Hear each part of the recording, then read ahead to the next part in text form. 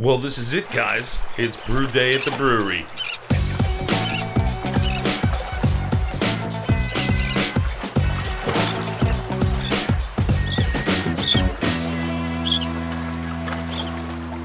Walking in the brewery first thing in the morning, the first thing you're greeted by is the fantastic bar and all the taps.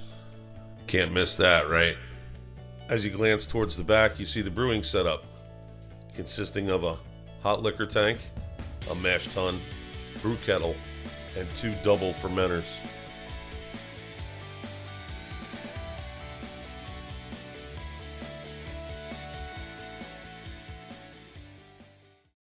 After morning introductions with the head brewer and the crew, it's time to get to work.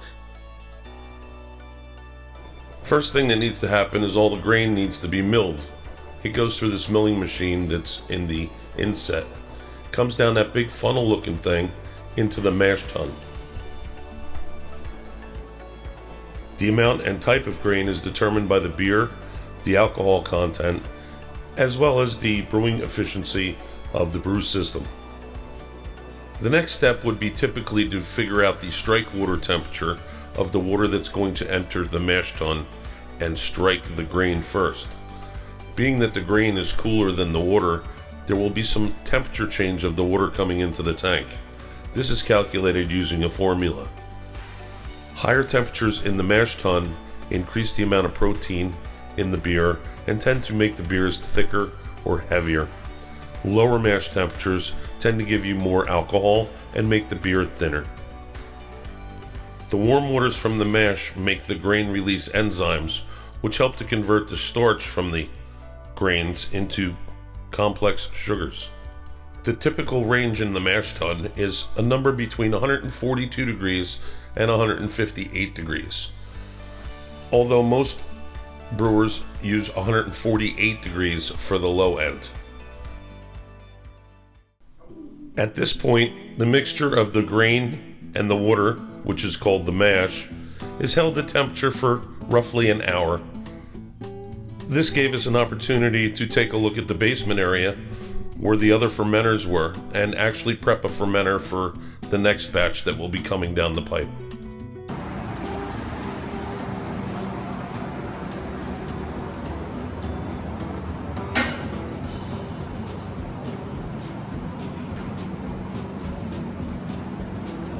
So what do we have? We have 1, 2, 3, 4, 5, 6 more fermenters down here.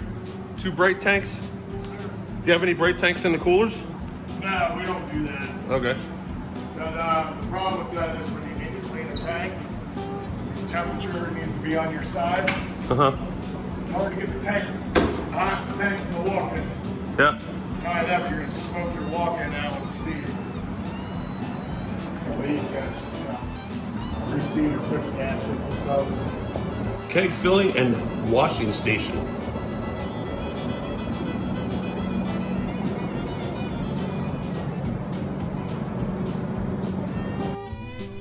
Inside of all the tanks and fermenters is this little spray ball. It's actually just a ball that's slotted. And when you reverse and use the pumps to pump the water through, when you go to clean these, it just sprays the water over the entire inside surface of these tanks, making cleaning a breeze. And now we had a chance to clean one of the fermenters to get it ready for the next batch. So basically what he's done here is he's set up the hoses to recirculate through their pumping, their chemical pump, if you will. It's used for cleaning. It actually has a name, believe it or not. They call it Lenny, which I found kind of amusing. But he's going to go upstairs. He's going to let some hot water go into that tank. They're going to fill some cleaning solution and sanitizing solution in there, and they're going to get that tank all cleaned out. And then what they're going to do is they're going to leave it under a CO2 charge to keep it clean until they're going to use it again. He forgot that we were kettle souring, and we came down here to clean it for this batch, but this batch will be 2-3 days out, somewhere in that general neighborhood. The process became a little drawn out because the boss stopped by. We were talking, he was talking with his guy, and it just became a longer than what was necessary section here. But that's basically what's going to go on. Is he's going to recirculate his cleaner, through that thing, and then he's going to drain it, and we'll be on our way there. The next step is to start to recirculate the water over the grain bed.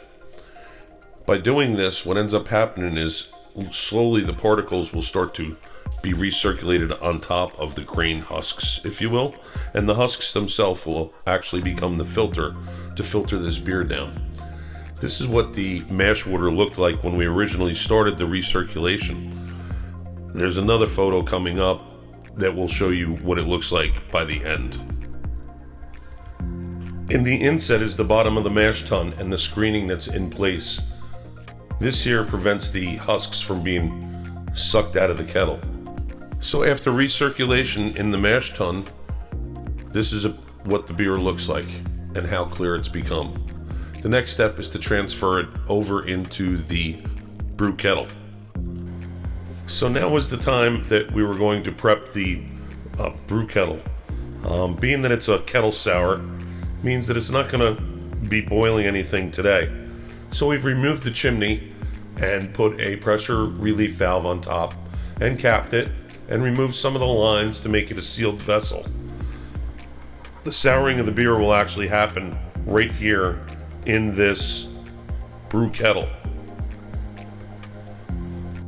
We've also hooked up a CO2 line to make sure that we can keep all the oxygen out of that tank while it's souring.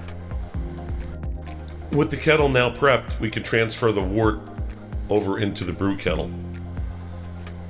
So the initial amount of wort going in there is normally the highest sugar content and the most precious, if you will.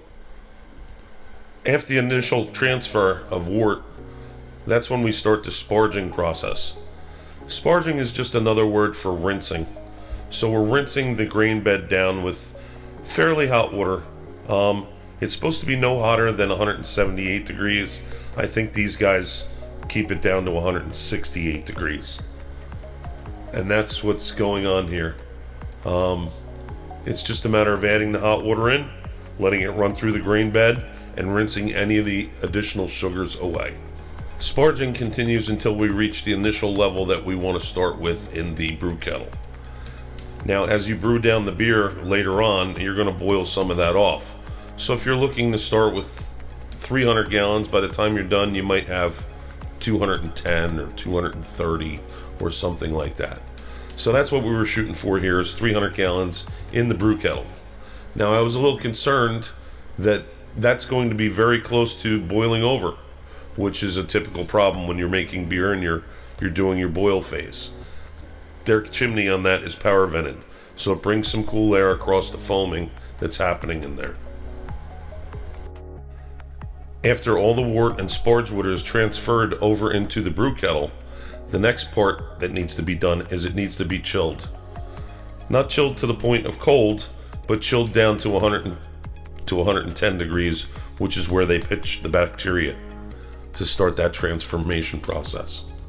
They have an in-house chilling system that we needed to hook up and, clean all the lines and make sure that they were sanitized so that we could start to transfer the heat from the wort that is going in there at 170 or so degrees to get it down to its 110 degrees. Unfortunately, I wasn't able to use any of the sound from here because of the music that was playing in the background and the copyright conditions that YouTube has. What you're looking at right here is the mash tun side and the spent grains that are sitting in the bottom. We're just waiting for that to drain out and be pumped over into the brew kettle.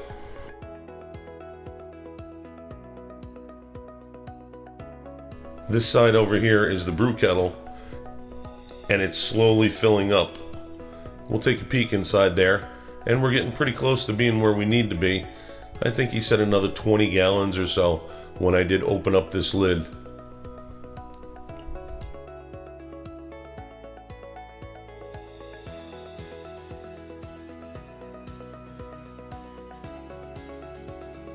So after all the wort has been transferred and it's chilled down or starting to chill down, on the way that it's getting chilled down, these guys start to clean out the mash tun from the spent grains and bag it up so that it goes down to the local farm and it actually feeds some of the animals there.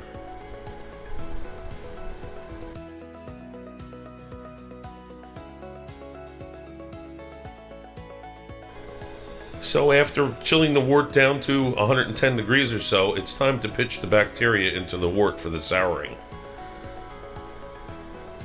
Remember that most bacteria, not all, like anaerobic conditions, which is another reason why we keep CO2 flowing in the chamber.